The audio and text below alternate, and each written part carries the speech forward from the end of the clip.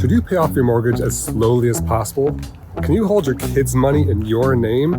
And did I forget to film this intro when I was in the studio, and so now I'm filming it on a walk with my child? Yes, I did. And let's find out. Welcome back to the Personal Finance Club show. Hey, Jen. Hi, Jer. Well, we're officially deep into the new year. It's January 8th on the day this is being released. Mm-hmm. And January is really big for two things: people who go to the gym and people who want to get their finances in order. And as Personal Finance Club, January is always our biggest year because people, and I'm not knocking it. I'm saying it's December, holidays, eating, spending money. Yep. Just getting through the end of the year. And then January is like a fresh start. And so finances, fitness, everyone's getting their stuff in order. Do you have resolutions? I don't. I haven't done a resolution in forever. I have about 400 unused ClassPass credits. So now that you say fitness, I should probably 400. You can do 2 a day through September. Well, it's funny because then when I do use them, I'm like, how am I running out by the 10th of the month? But now that they've racked up, I'm like, okay, I guess I could use these.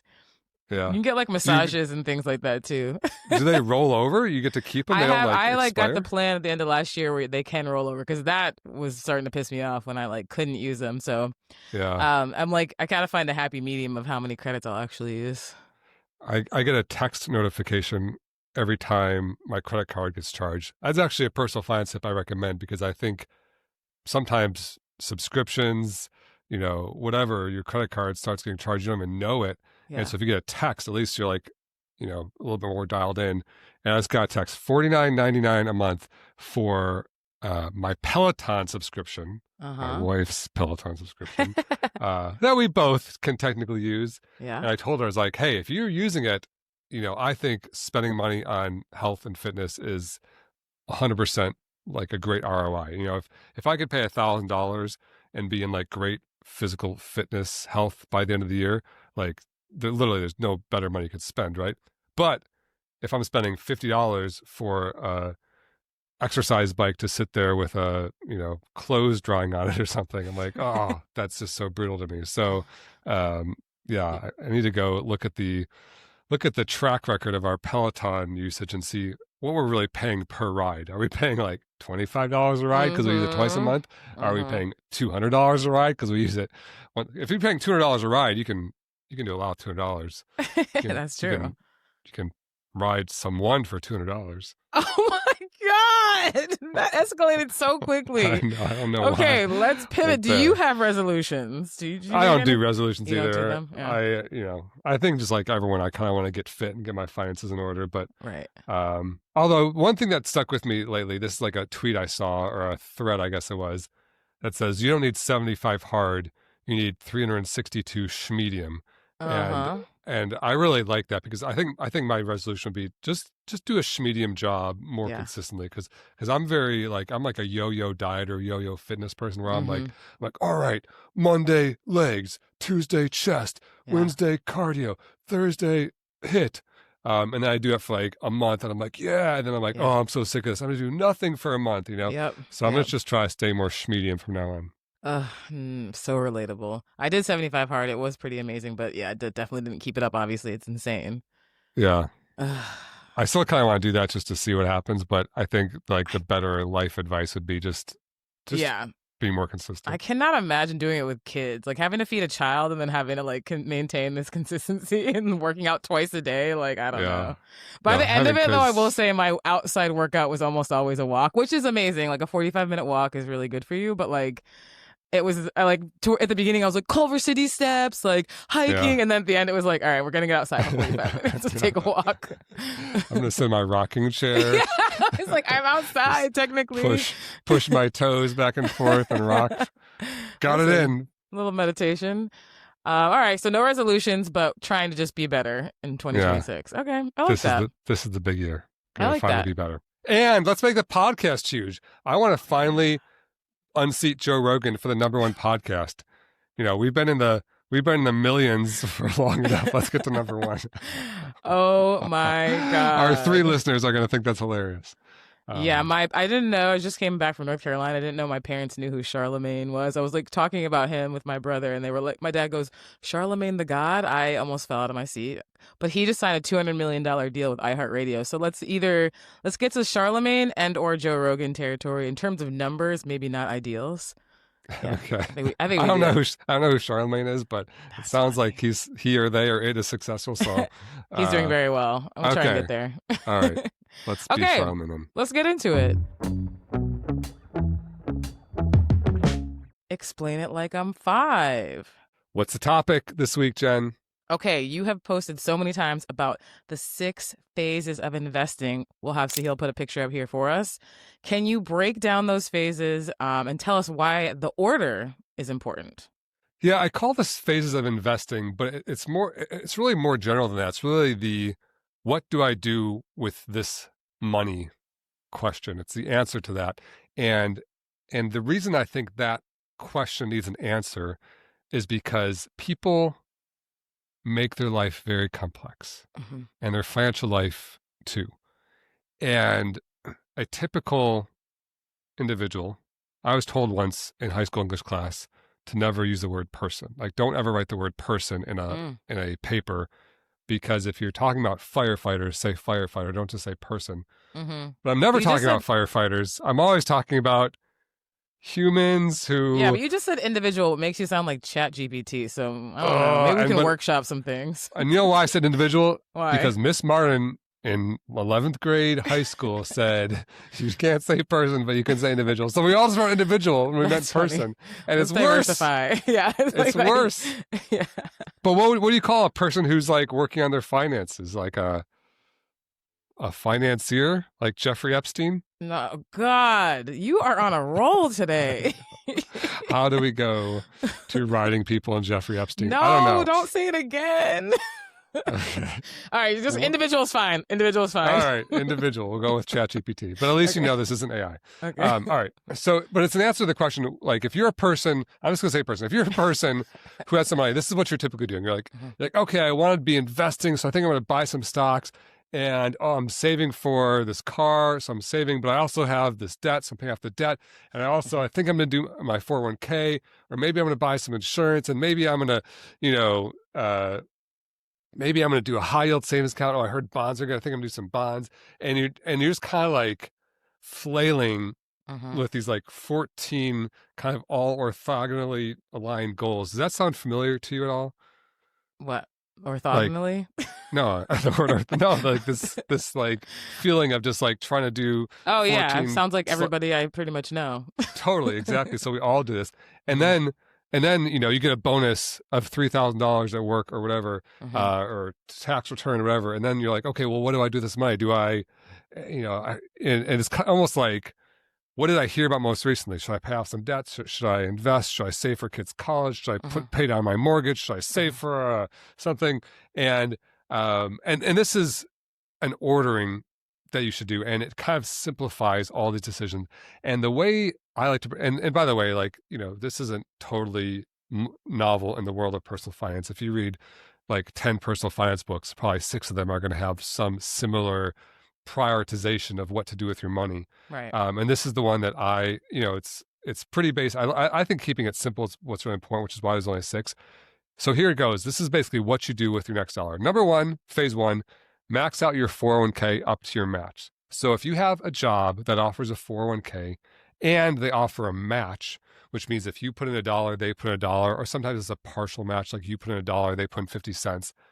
If you don't do that, you're not literally, but you're, what's the opposite of literally? You're metaphorically, you're... Figuratively. Figuratively, thank you. You're figuratively flushing money down the toilet. Literally flushing money down the toilet would be, taking cash out of your wallet and putting the toilet and clicking the flush button. Do you click it? No. Although I heard that heard Merriam-Webster change the definition of literally to mean figuratively, because everyone used it wrong. And they're like, we're not telling you what the words mean. We just record how they're used. No, I hate that. I hate that words too. mean things. That's the whole point. I agree. And I think they literally changed the word literally to mean figuratively. So anyway. That's so terrible. All right. Phase number 1, max out your 401k. If you don't put money into your 401k, if you have a match, then you're flushing money down the toilet.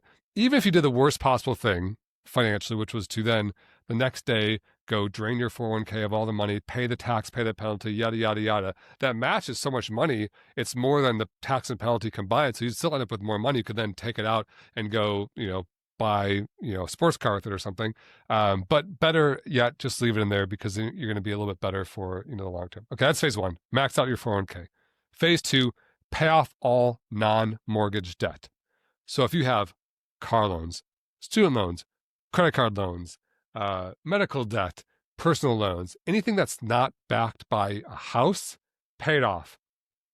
And the reason is we as Americans have become so debt crazy that we're all kind of have this like crazy backwards way of thinking where you think you borrow money to spend money and then you spend your whole life trying to pay the debt back.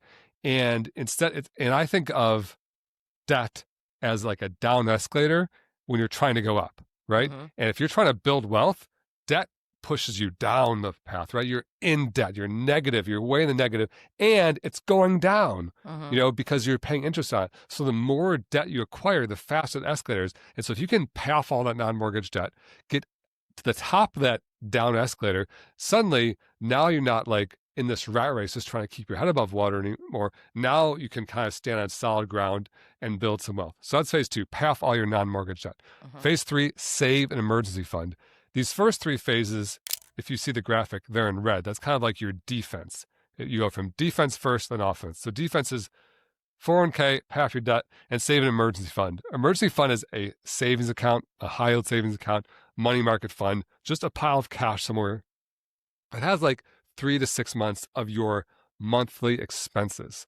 So if you spend $3,000 a month, that would be $9,000 to $18,000. Call it 10, call it 15, pick a number. And the reason you do this is because shit comes up in your life. Car breaks down, medical emergency, job loss, sick kid, there's just stuff that comes up. And you don't want to be living so close to the edge that any little bump in the road like throws you back that down escalator, right? And people are really excited about investing, as they should be. It's like the miracle of positive compound growth is one of the wonders of the world.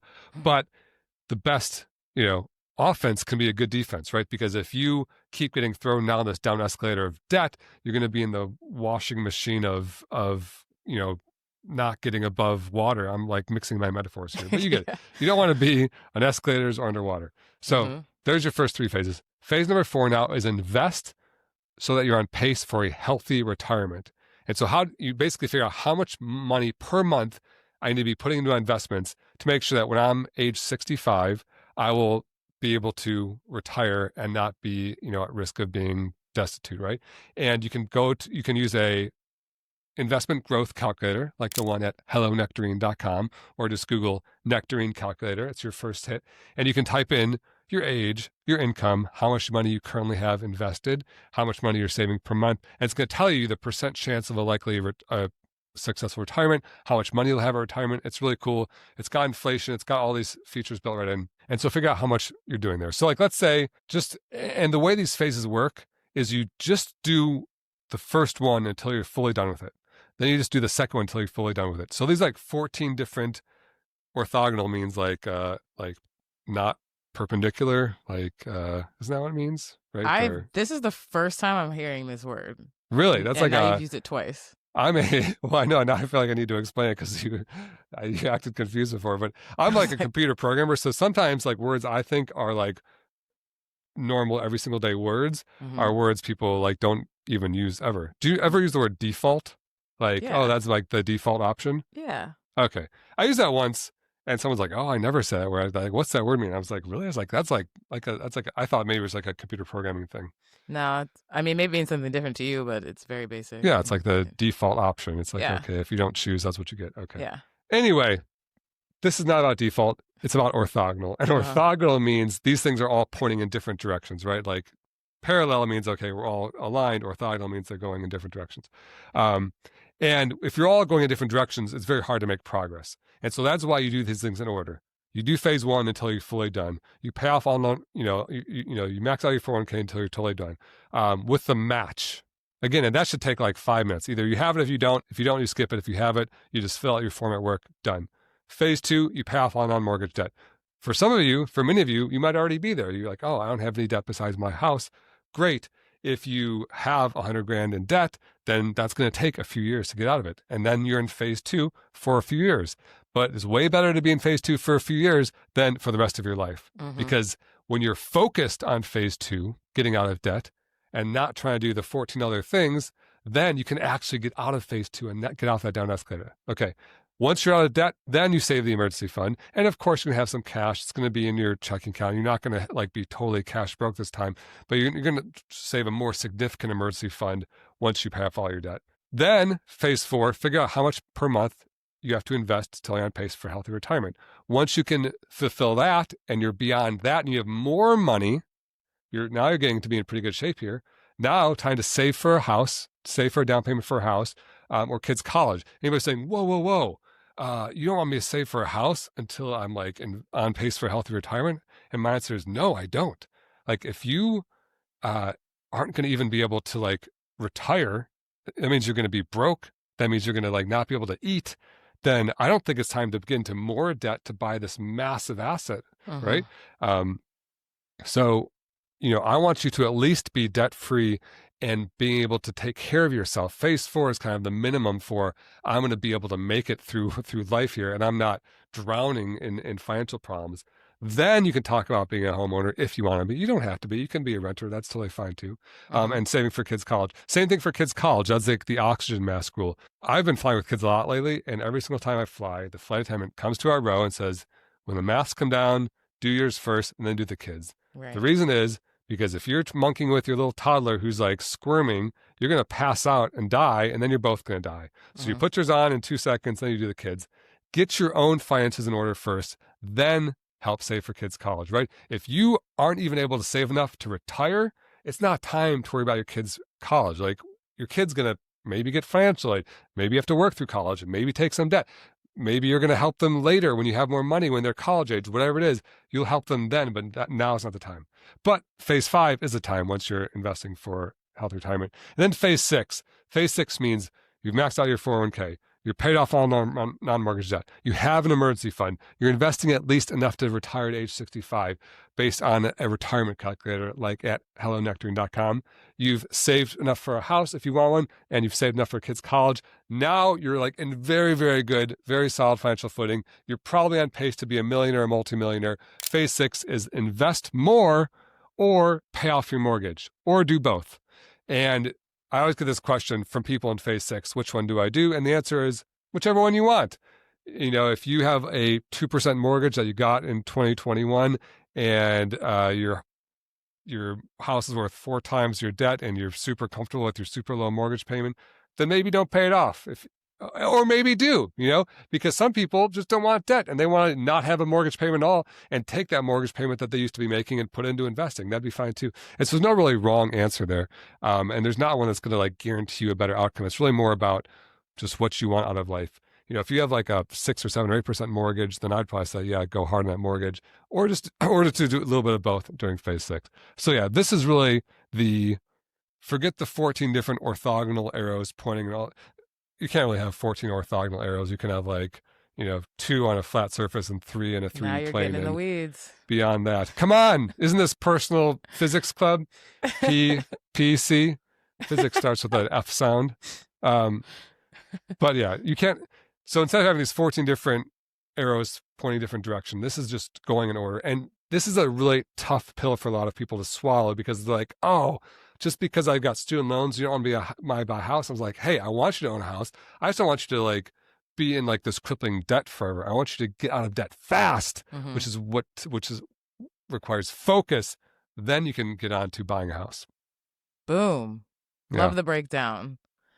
Days of investing, y'all. Check it out. Okay. Should we move on to our next segment? Money. Can I ask a dumb one? Okay, we have a question from Celicia. Okay, Celicia asks, and actually it's quite topical, or explain it like I'm 5. Should I pay off my student loans quickly after I finish paying my car off, or put the extra money towards investing and the minimum monthly payments on my student loans. I would be done in 10 years that way, while putting all the extra cash towards investing. I'm 39 with $27,000 in my 401k, currently investing up to my company match at 6%. I have a $5,000 emergency fund, no other savings, and no other investing accounts.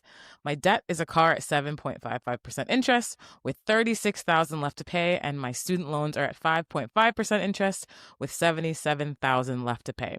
I currently rent and have no desire to buy a house. Currently, I'm paying my car off, but wondering what I should do when that's done. Jeremy.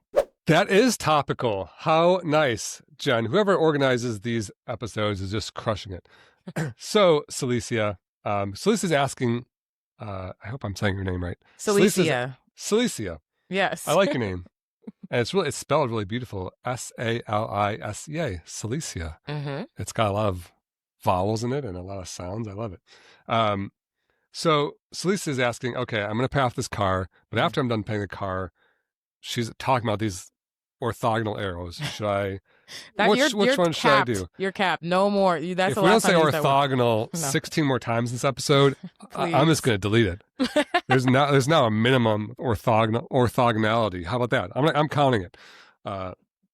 There's a minimum orthogonality. I doubt that's a word. I feel like something's either orthogonal or it's not. There's not a level of orthogonality. Yeah, it's binary. Thank you for binary. Count that too. This is a great episode of Personal Computer Programmer Club.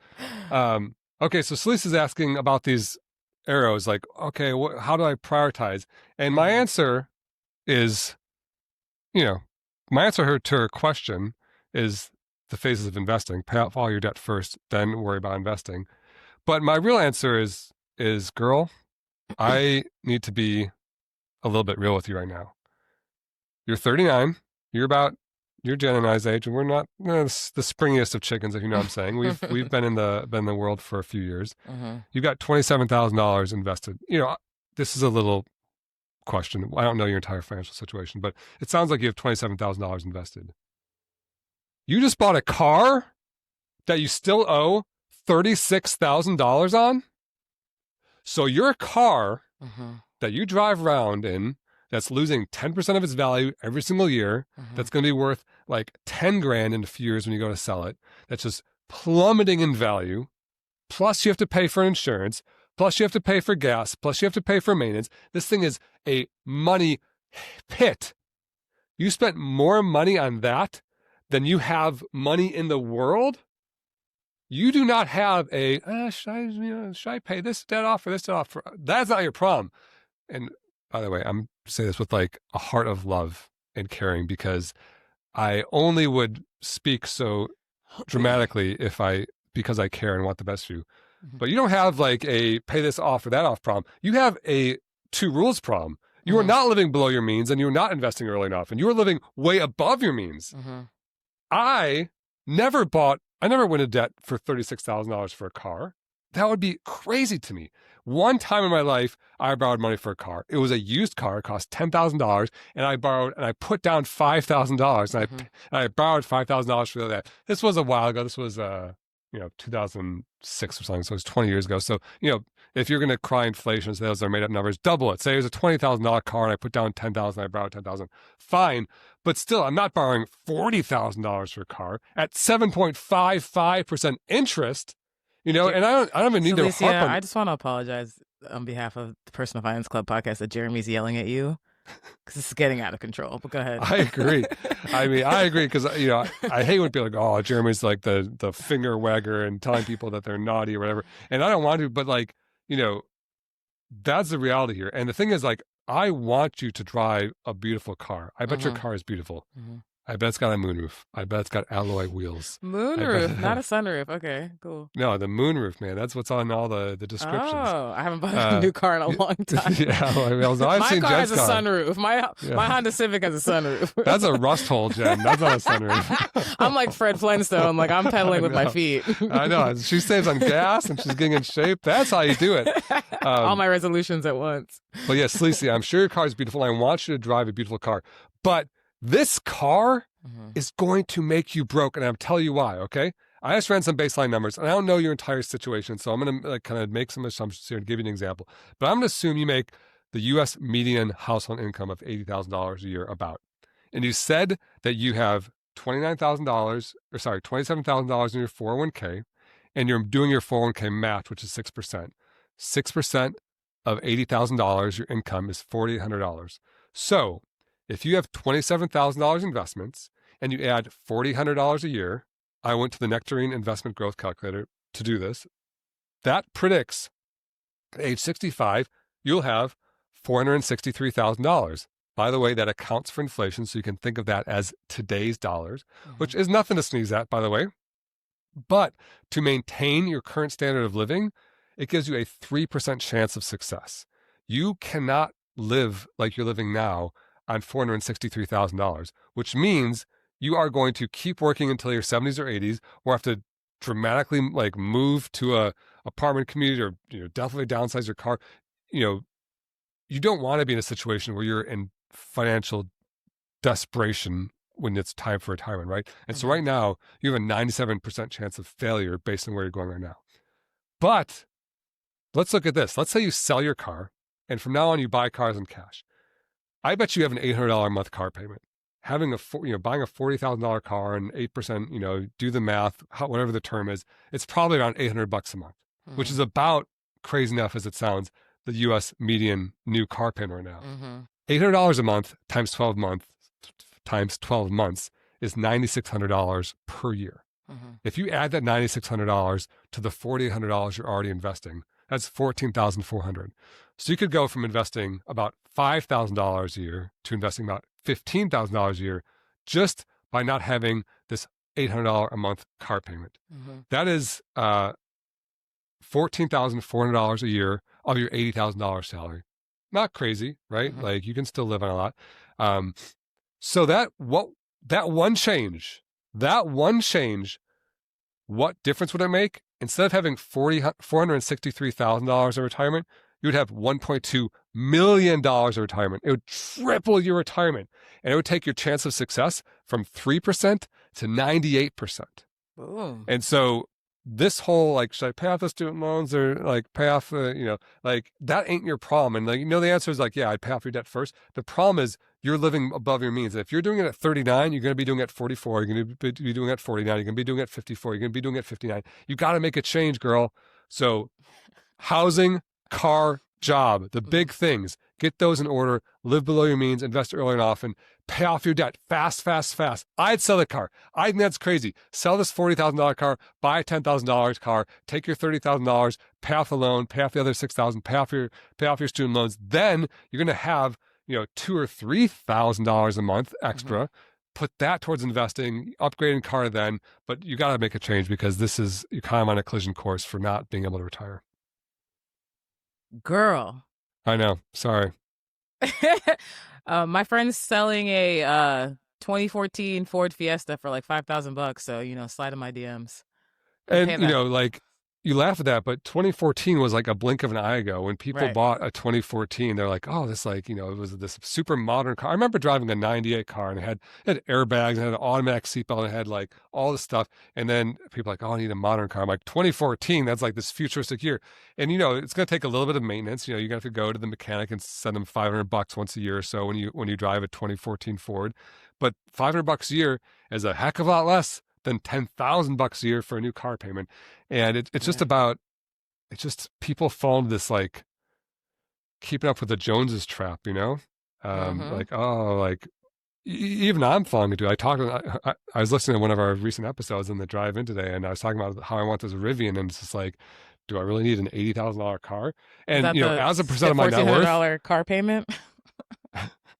Right, exactly. I think it was a $1,700 lease or whatever. Oh my God. My net worth say is about $6 million, an $80,000 car would be about 1% of that. So yeah, I could buy it if I wanted, but like it still is a terrible financial decision. Celicia, you're not talking about 1% of your net worth. You're talking about like 200% of your net worth. You're talking about more than all the money you have in the world. So yeah, you gotta get in order. But trust me, when you drive a car and you pay it in cash, and you have no debt in this world, it's going to drive so sweet. It's going to sound so good. It's going to feel so good. You're going to sleep better. You're going to feel better. Like your life is going to be better and your future is going to be better. And so the lesson here isn't, you have to live this like life of poverty and drive a shitty car. No, I want you to drive an amazing car, but you can't do it out of order, or else you're going to always be, you're going to be unhappy. The debt's going to eat away at you from the inside. I can tell it's eating away at you because you're asking this question. The numbers in this question, you have $110,000 in debt here. That's got to suck. Thinking about that and paying into it every single day. If you can go nuts and get rid of that in 2 to 3 years by just picking up some side hustles, extra shifts at work, getting a raise, switching jobs, getting rid of the car, just dumping money after money after money for 2 to 3 years, go hard. When you're 42, which by the way is still pretty young because I'm 45, and then you have zero debt and you have thousands of dollars free and clear cash flow that you can invest and save and buy cars with in cash, life's going to be good. But you're not going to get there unless you make some dramatic changes temporarily. Okay. Tough love. This was a long rant. Sorry, Celicia. It was a long rant. You were yelling. I had to call off the dogs for a minute, but tough love. You need it. You need it. Okay. All right. Let's move on to our next segment. Scroll Patrol. Scroll Patrol. This is a little bit longer. This came to us in a DM to our Personal Finance Club inbox on Instagram. Feel free to send over any videos you want us to review. It's a little bit long, but I like the way she breaks it down. So, I kind of spoiled it a little bit, but I already know and I already know who breaks it down. But go ahead and click on that, and we'll watch it together. I hope you didn't just assume her gender. Let's see what she says. Okay. All right. Do not overpay your mortgage. I love what this person did, but it could have potentially cost them millions. Let's take it to the whiteboard. Don't get lost in the numbers. Understand the concept. Let's take a $500,000 loan at 4% for 30 years. The principal and interest payment would be about $2,400. If we make this monthly payment for 30 years, we will end up paying $859,000 on the loan. We owed $500,000, so in interest alone, we pay $359,000. Okay, let's talk about what it will look like if we pay over that to get it paid off by year 15. To get this loan paid off in 15 years, the borrower would have to contribute $3,730 per month. If they did that for 15 years, they would end up paying $671,000 on the loan. They owed $500,000, so the interest on the loan would only be $171,000. So instead of paying $359,000 in interest, they pay $171,000 in interest. They end up saving about $188,000 over that time. Okay, that's a win. But we spent $1,343 per month in overpayment. If instead of overpaying the mortgage, what if we would have taken that and invested it? What would that look like? So instead of overpaying the mortgage, we take this, we invest it in the S&P 500, averages 10%, and we do that for 15 years. At the end of that, you'd have $550,000. So here's the question. Would you rather save $188,000 in interest, or would you rather have $550,000 in an investment account at the end of that 15 years? Let's keep it going. Let this money only compound at 10% for another 15 years. You have about $2.3 million and a paid off house. Now, I know some of you guys value peace of mind having debt paid off. So at the end of that 15 years, you have this $550,000. You can take it, pay off the loan. You would owe $359,000 about at that point, pay it off, and you'd still have another $219,000 in the account. Then you could let that $219,000 compound for 15 years and have $914,000 and a paid off house. Okay, don't get lost in the numbers. I know mortgages vary and homes vary and things like that. It's the concept. You have to compound your money. Paying your mortgage early almost is never going to be the best financial move. All right. The money, Mom, I don't think I know that creator. You know, us influencers use the word creator to sound just a little tiny bit less obnoxious or pretentious, and it doesn't work. Uh-huh.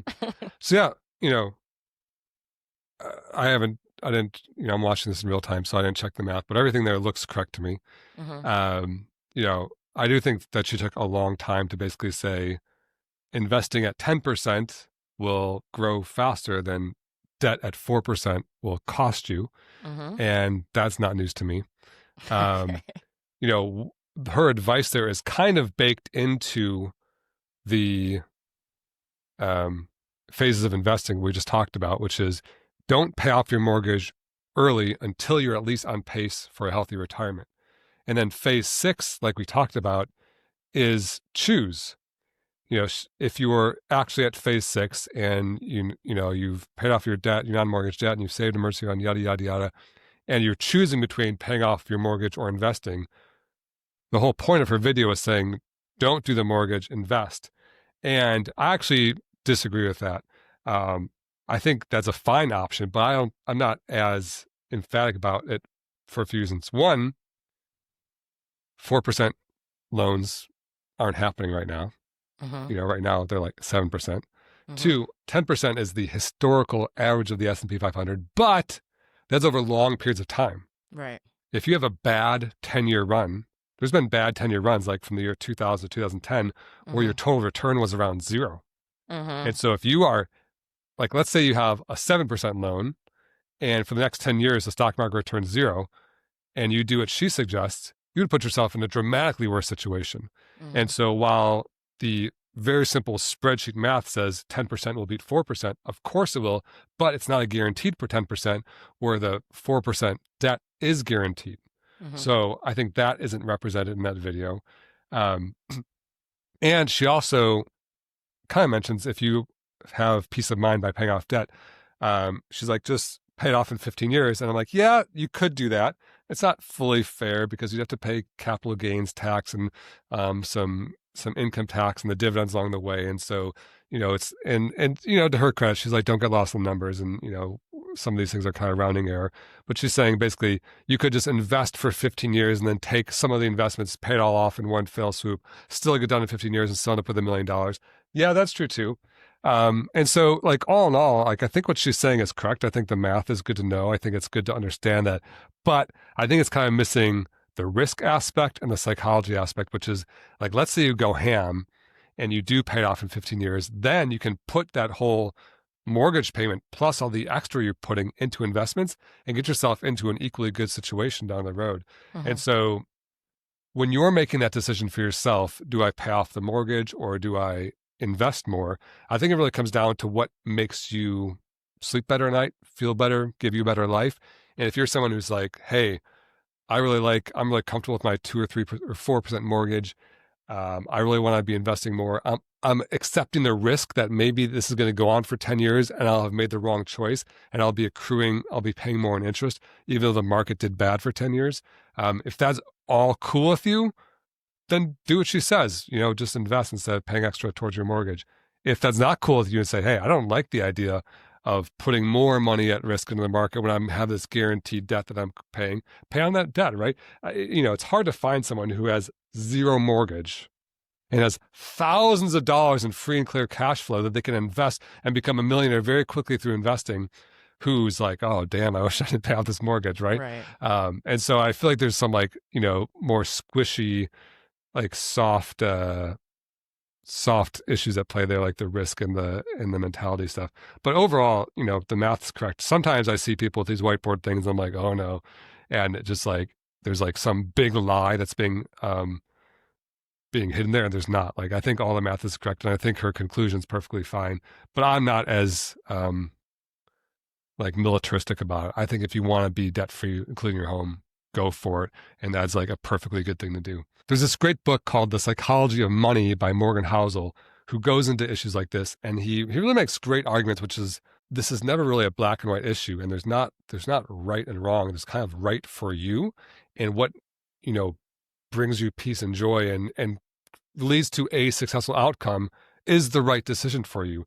And so, the video is kind of saying, oh, if you buy the spreadsheet, if you end up behind where you could have been, you've lost.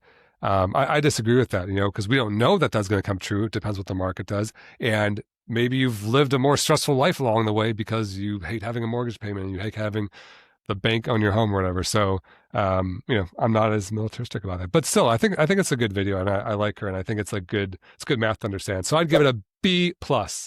Good job. Good job, the Money Mom _. The Money Mom. I have to check out more of her content. Okay, last segment. Money. Jeremy had time today. We're in the comments section. It's a post actually of the cutie baby Ty. He's so cute. He has I'm very biased because he's my child, but still, well, he's I can say cute. From the outside, although you're my boss, so maybe it's not so objective. He's really cute. Yeah. Nothing like telling your boss they have an ugly baby to. Imagine telling anybody, for being honest, like, yeah, he's all right. Like, that's crazy. I know. No, I don't know if he's cute because. I think he's extraordinarily cute, but I know that my brain is wired to believe that, so I don't strangle him. And he's That's really true. nice baby too. And I know that everyone is societally obligated to lie to me, so I have no way to get a truthful answer. And I asked ChatGPT, I was like, maybe ChatGPT will be honest. I did this. This is true. And I put a picture of my baby in the ChatGPT. I said, "This is a cute baby." Crazy. I didn't say it wasn't crazy. I just said I did it. And ChatGPT said it's a very cute baby. Then I put the ugliest baby I could find on the internet into ChatGPT. And ChatGPT was a little bit less confident. It's it's kind of got one of those unique looks or something like that. I'm like, no, that's an ugly baby. And you did say it's ugly. So how can I get can I get a straight answer? In the real world, how many ugly babies have you seen in your life? A lot of newborns look like aliens. If they just come home from the hospital. Yeah, they're they need to bake a little bit more, they need to get ripe. No, and their heads are squished and stuff. But an ugly baby, I haven't seen I I've seen two in my life. Not that cute babies. That's probably crazy. There's Gerber cute and there's just average babies. You can't compare everybody to model baby. That's comparing everybody to But my son's model cute. Okay, well we have Gerber baby Ty over here. Do you want to explain this post, this kids cash gift post? Yeah, so Ty got my wife is half Chinese, and so my son is 1/4 Chinese, and Ty got a red envelope full of $50 in cash for Christmas, and he's 0 years old still, and so he personally has frankly terrible financial habits. His spending's very good. He spends nothing because he doesn't know how to. He's living below his means. Doesn't even know what money is. He kind of liked the red envelope, but it didn't matter if it had anything inside of it. It's kind of a moocher, though. Yeah, it's kind of a freeloader. Definitely a moocher. Yeah, but he's found cheap rent, 0.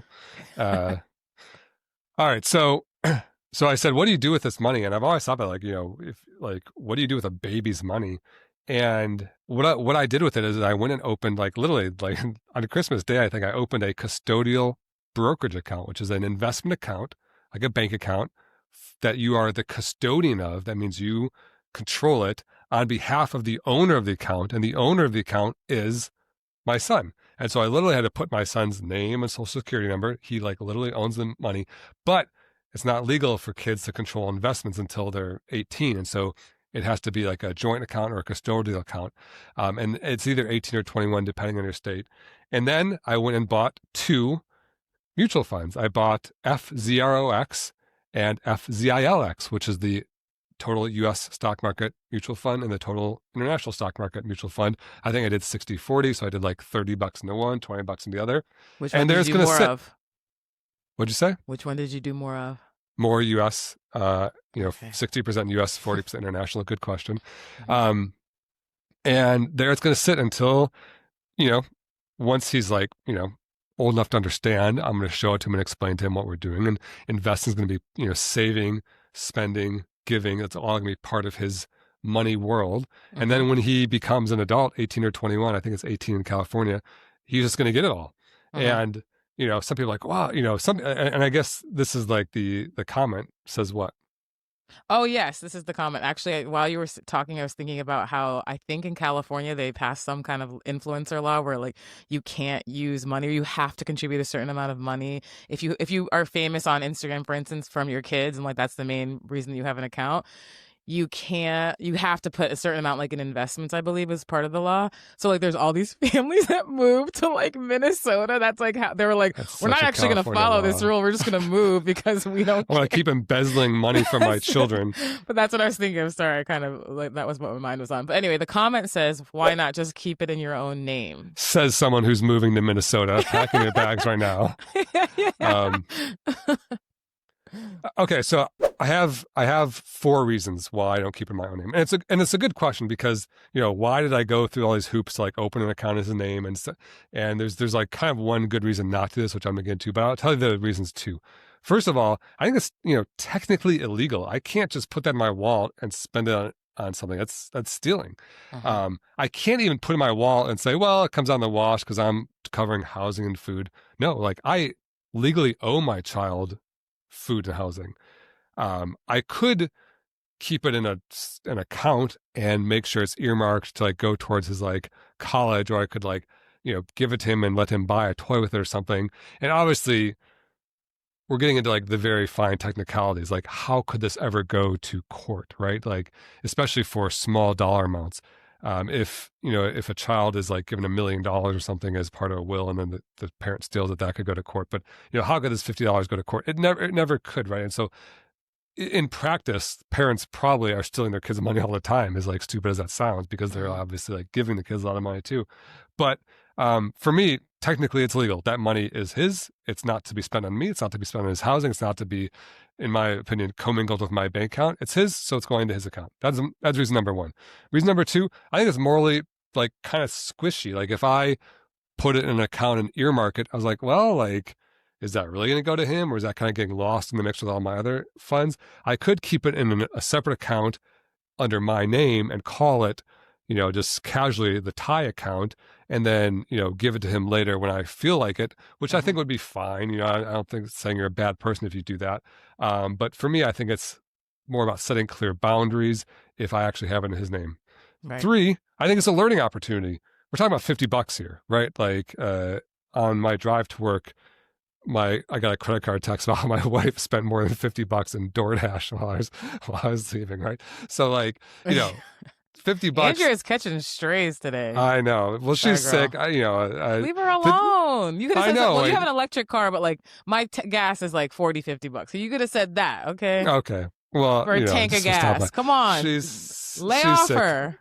No, 100%. Did she catch another stray? She's I don't amazing. know. I feel like we mentioned her. Oh, we just talked about how, you have a baby with her. Okay, well, yeah. So I guess that's not a stray, technically, depending how you look at it. That is some sort of insult, though, for poor choice of men. To be like that. Okay. But yeah, so I'd say rule number 3, it's a learning opportunity, because, like I said, it's not a huge amount of money, but when my kid's 10 and understands math, I'm going to say, hey, look, here's your account, here's your name. When you get a gift when you're 10, we're going to have some new rules. You're going to spend a third. You're going to invest a third into this account, and you're going to gift a third. We're going to go, give it to someone in need.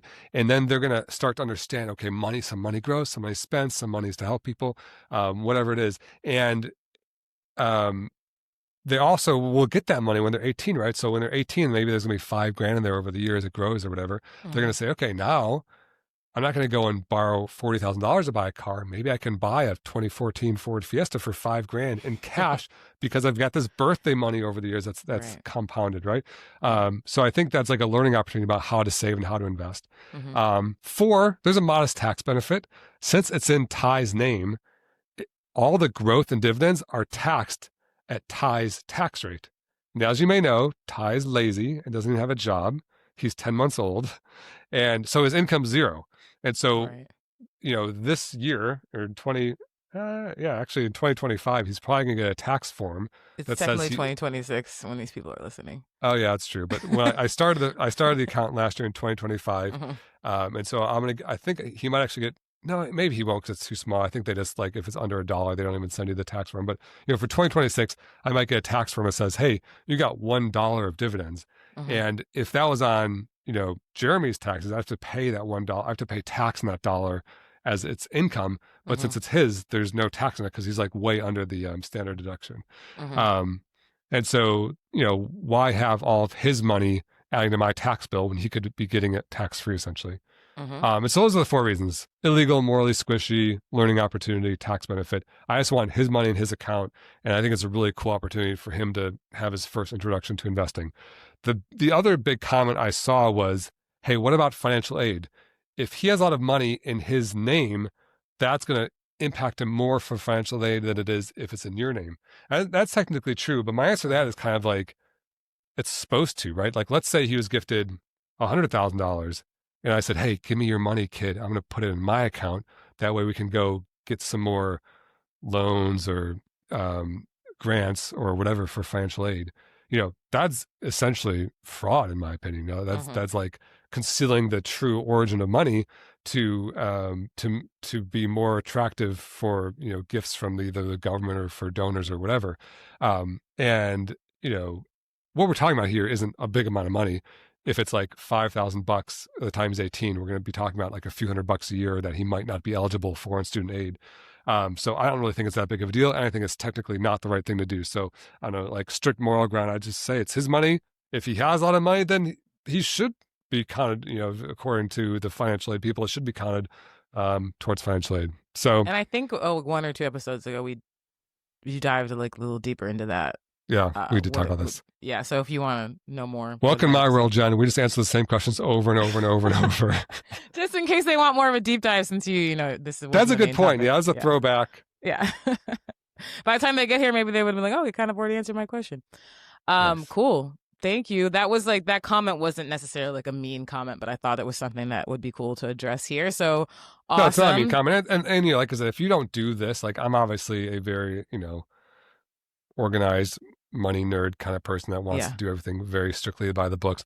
Like if you take your kids $50 and put in your wallet and, go shopping with your kids or, put in a separate account and save it for them, that'd be fine. Like my brother had this thing called like Bank of Dad, where whenever they got money, they would just give him the money. And then he had like a spreadsheet that basically kept track of like how much they had, which I think is kind of cool too. Cause then they, it wasn't technically a bank account, it was just a spreadsheet. Yeah. But then like, they're like, hey dad, I gave you $120. I want to go spend $30. And he's like, okay, you can, because, the Bank of Dad spreadsheet says so. So there's other ways to do it. But yeah. My mom did that with my little brother so that he could buy a car, because he would never have saved the money on his own. He's kind of the kind that like as soon as he gets a paycheck, it's gone. So somehow he agreed to it. And you hear that, Celicia? Okay. Is that Celicia shade? She did get him like a $3,000 car, paid it in cash because she kept that money for him for a couple of years. Oh, see, there you go. Yeah. He wouldn't have done otherwise. So, all right, cool, great Scroll Patrol. That's our last segment. That wasn't Scroll Patrol. That was Jeremy Had Time Today. Oh my gosh, I don't know why I always get those two confused. Yeah, I don't either. We are scrolling through our comments. Well, great last segment. Jeremy Had Time Today. And that is all we have time for today on the Personal Finance Club show. Thank you for listening, and we will see you again next week. And don't forget the 2 rules of Personal Finance Club. Rule number 1, live below your means. And rule number 2, invest early and often. See you next week. Bye. The Personal Finance Club show is produced by Jeremy Schneider and Jen Mundia. Music by Esabalu and Homie. Send your questions to podcast@personalfinanceclub.com. The Personal Finance Club show is co-hosted by Jeremy Schneider, who is a co-owner of Nectarine, an SEC-registered investment advisor. The views expressed on this show are those of the hosts and guests and do not necessarily reflect the views of Nectarine. Please refer to hellonectarine.com for all relevant disclosures. This podcast is for informational and educational purposes only and should not be construed as personalized investment advice or a solicitation to buy or sell any security. Listeners should consult their own financial, legal, or tax professionals for advice specific to their situation.